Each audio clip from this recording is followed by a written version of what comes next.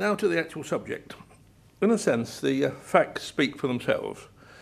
Lloyd George, elected to Parliament in a by-election at the age of 27, 55 years in the House of Commons, 16 years in the Cabinet, continuous years, if you discard the 10-hour bogus resignation by which he forced Asquith to resign, 6 years as Prime Minister, and then a long period of activity in politics when he remained influential, though not powerful.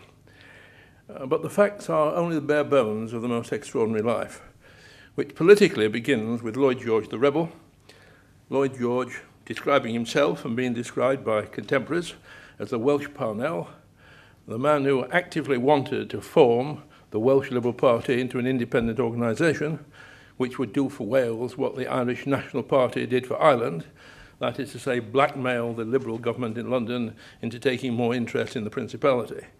And then, in a sense, the most successful rebellious backbencher of all time. Firstly, during the Boer War, when almost single-handed, he convinces the Liberal Party that it must oppose the war in South Africa. Without him, Asquith and the Liberal imperialists would have supported what Chamberlain and others were doing. And secondly, when he persuades the Liberal government, the Liberal Party, the Liberal opposition, to oppose the Education Act, the 1902 Education Act, which certainly extended education throughout England and Wales, and in many ways improved it, but according to Lloyd George, discriminated against the nonconformists. Those two examples of successful opposition, successful rebellion, made him an irresistible candidate for the cabinet.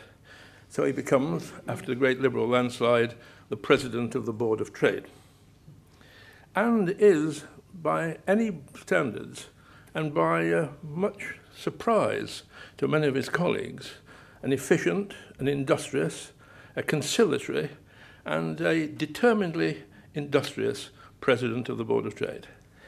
Indeed, the letter by which he's appointed Chancellor of the Exchequer goes out of his way to commend him for what he had done at that department. He becomes Chancellor of the Exchequer on the death of Campbell Bannerman and the succession of Asquith to the Premiership. Asquith succeeding to the Premiership a month before he was to introduce the budget of that year. And it is in that budget that the proposals for an old age pension are put to Parliament. Asquith adherents, what Lord Randolph Churchill called a dwindling band, Asquith adherents persist in saying that Asquith was the true begetter of the pension. In fact, Asquith included the pension proposals in its budget out of pure expediency. The Liberal Party expected to lose its majority in the House of Commons. It had to do something to placate either the Irish Nationalists or the Labour Party. The Irish Nationalists were, in Asquith's view, beyond the pale, so he did a pure and poor imitation of the proposals passed by the TUC at Hull the previous year and introduced an old age pension proposal. Lloyd George, on the other hand, had been an advocate of the old age pension for 10 years. He'd been a member of the Select Committee on the poor, on the elderly and deserving poor. He'd argued for a pension throughout the first 10 years of the century, and indeed he'd made a hero out of a man who later became a bitter and deep opponent, Joseph Chamberlain, because Chamberlain himself wanted an old age pension. If there's a man who can be given the accolade for having thought of and fought for and developed the old age pension, it is undoubtedly Lloyd George. And more than that, he takes the bill through the House of Commons, and as he begins the speech with which he raises the money to pay for the pension, he announces, this is only a beginning. There has to be insurance against invalidity, there has to be insurance against unemployment, and indeed those two things came to be before he left the Treasury 4 years later. Now that in itself, combined with the fight against the House of Lords, which he in many ways led and in many ways won, makes Lloyd George the great radical of British political history.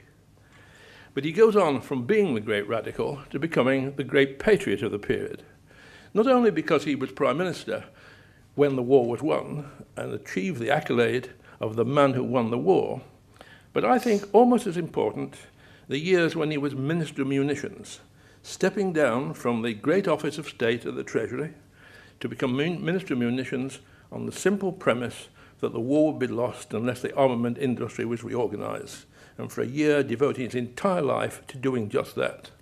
That, followed by his 2 years as Prime Minister, makes him a patriot as well as a radical, and makes him the great hero of his period.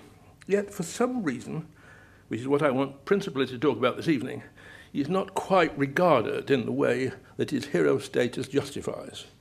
He might have been, and in many ways should have been, the Winston Churchill of his time. But biographies tell the story.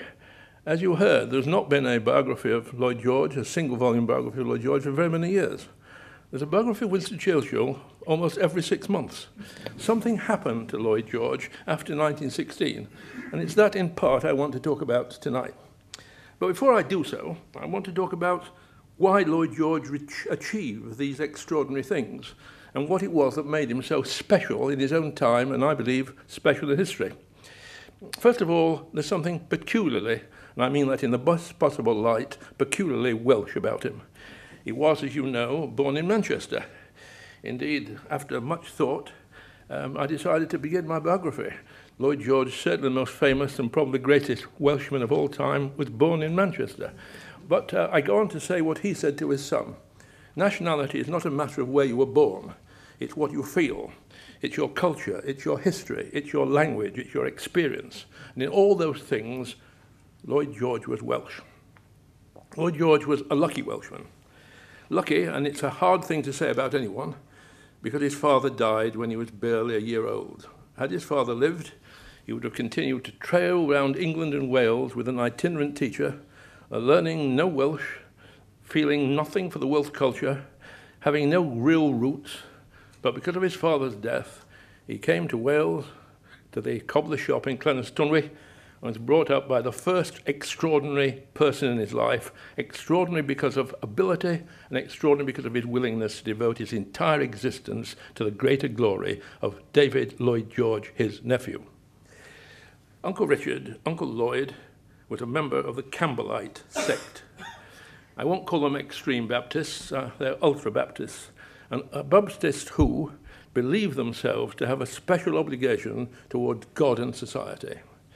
And this meant that Lloyd George, not instinctively a religious man, was brought up in a home which was profoundly cultured in Welsh and in English, and which also believed itself, although part of the disadvantaged and dispossessed, to be in many ways superior to the people around him. He was an outsider, but not an outsider who felt inferior, an outsider who felt better than the people inside the window into which he looked.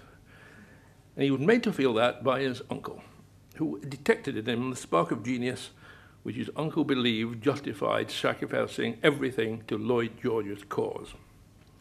He sacrificed his brother, who didn't even have the accolade of the second name. They were born Georges. David Lloyd George became Lloyd George because he assumed his uncle's name as well. Poor Richard, the younger brother, much more industrious, some ways cleverer, first-class honours degree in the Law Society examination, when David Lloyd George got only a third. He's not allowed to hyphenate his name and become a real part of the family. He's required, as was everyone around Lloyd George, to pay homage to the man who they've all designated as a great man of the future. And that exactly he does. That's his second piece of good fortune, finding a brother who is prepared to look after him and keep him.